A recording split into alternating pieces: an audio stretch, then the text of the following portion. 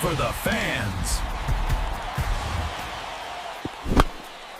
The glory for the pinstripes. This is your command center, bringing you the hottest, most direct intel from the Bronx. I'm the guy you come to for what's really happening inside the Yankees organization, and today I've got a critical free agent update that's got Yanks Nation buzzing. A lot of you have been asking, sending messages, are we going after Alex Bregman? I know, the name makes your skin crawl.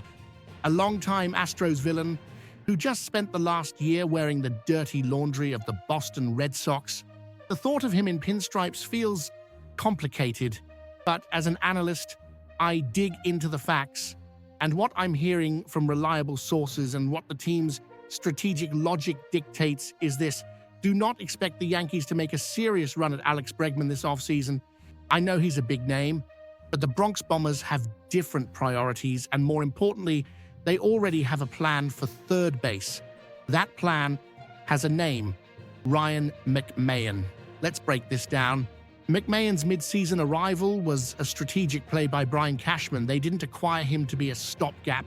They brought him in because they see him as the elite defender the team desperately needed at the hot corner. Let's talk about the contract. McMahon is under team control until 2027, guaranteed $32 million.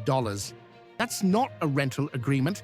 That's a medium-term investment. Now, let's be brutally honest, like we always are on this channel. His bat, disappointing. Since arriving in New York, he posted an OPS of just 641 in 54 games. That is not Bronx Bomber production, period. However, the front office is looking at the other side of the ball. His defense was transformative. He stabilized the infield in a way we haven't seen in years.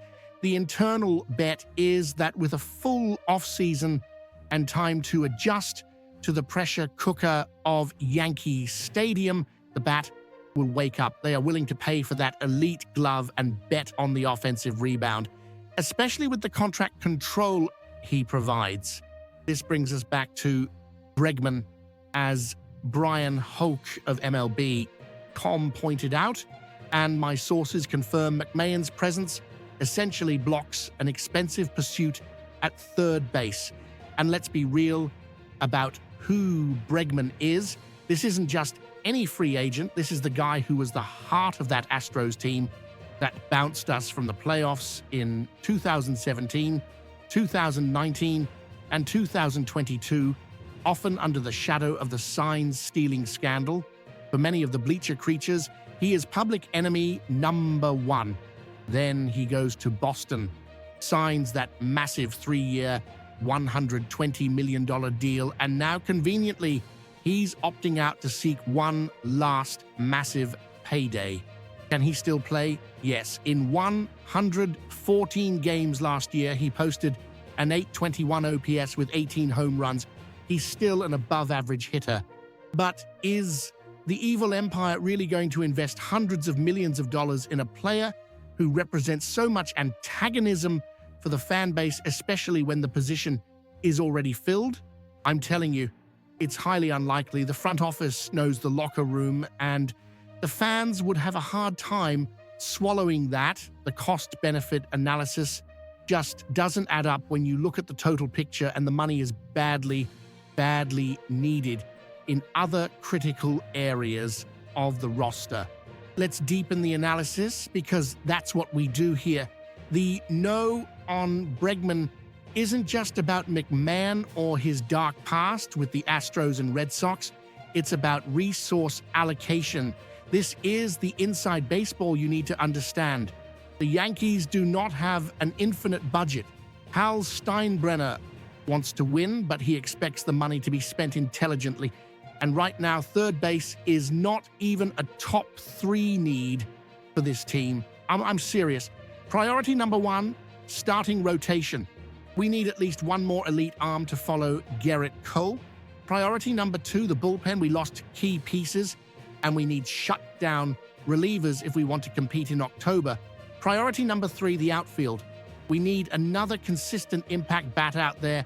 Every dollar of the mint it would take to sign Bregman is a dollar that cannot be used to fix those massive, glaring holes. Spending top dollar on a luxury Bregman when the foundation, pitching, is cracked would be gross mismanagement. Furthermore, there is the risk factor, and it's a huge one. Alex Bregman is entering his age 32 season. He's not looking for a short-term deal. He's looking for his last massive payday, probably something in the 5 to 6 year range. Are the Yankees, who have historically been burned by long-term contracts for players entering their mid-30s, really going to double down on an infielder who relies on bat speed and has had injury concerns? It's a sky-high risk. While he's a Gold Glove caliber defender, his career 848 OPS is fantastic, but projections suggest his best offensive years may already be behind him. Unless the Yankees plan something drastic like trading McMahon, which would defeat the purpose of acquiring him, or perhaps moving Jazz Chisholm Jr., which destabilizes another position, there just isn't a fit. It would be a name signing that doesn't solve the team's real problems. Frankly, I see Bregman as a much more logical target for a team like the Dodgers, or maybe even the Mets, if they want to spend. But for the Pinstripers, it's a non-starter. My final analysis is clear. Signing Bregman would be a strategic mistake. The Yankees are focused on strengthening the pitching and the outfield, trusting McMahon's glove at third base.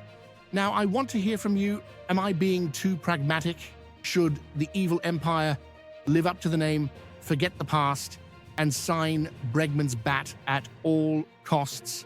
Or do you agree that the money is better spent on pitching and an outfielder? Drop your opinions in the comments below. I read absolutely all of them. And if you want more deep dive analysis and exclusive news straight from the source with no fluff, click that subscribe button and ring the notification bell. Here at Yankees Fan Central, you hear it first.